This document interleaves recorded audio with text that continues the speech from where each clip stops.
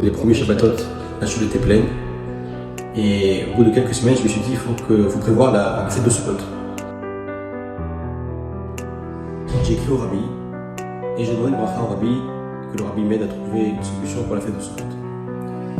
Donc à l'époque, en face du Bet Rabad, il y avait un camping de gitans. Et j'ai demandé une bracha au Rabbi, que le Rabbi m'aide à rentrer dans ce camping. Je ne vous cache pas que j'avais un peu peur quand même. Et donc, j'ai demandé au Rabbi qu'il me donne une bracha pour que je puisse entrer dans ce camping et voir s'il n'y a pas un petit bout de terrain qu'il peut nous prêter.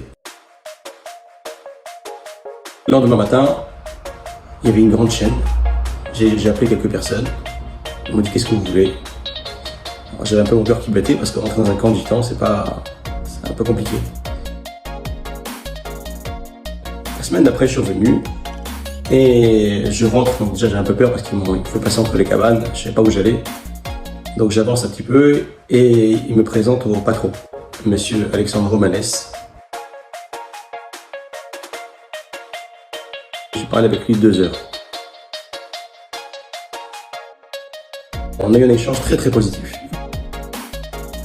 Je lui dis, j'ai un grand service à vous demander. Une semaine dans l'année, comme vous, on vit dans des cabanes.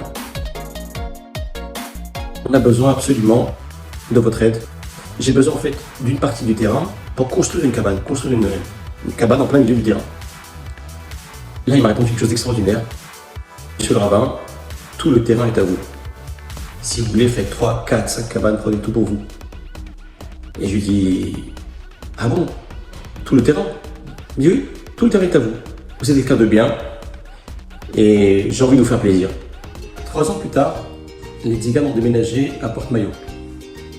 J'allais de temps en temps les voir, visiter la famille, les amis. Et voilà qu'un jour, je rentre dans le camping et je tombe sur sa fille Rose. Et elle me dit qu'elle est fiancée, qu'elle est avec quelqu'un. Alors je lui dis, ah, c'est bien, bon, je discute avec elle. Elle me dit, vous savez, c'est un juif. Qu'elle veut pratiquer la religion, qu'elle veut avancer. Bon, je dis ok. Et puis là, je lui dis, j'aimerais bien le rencontrer. Donc je vais le rencontrer. Je rentre dans la cabane. Et là, j'ai la chance de lui mettre les téfilines pour la première fois dans un camping de gitans. Grâce à Dieu, aujourd'hui, il met les téfilines tous les jours. Il y a une cabane dans tout le camping des gitans où le lait et la viande sont séparés.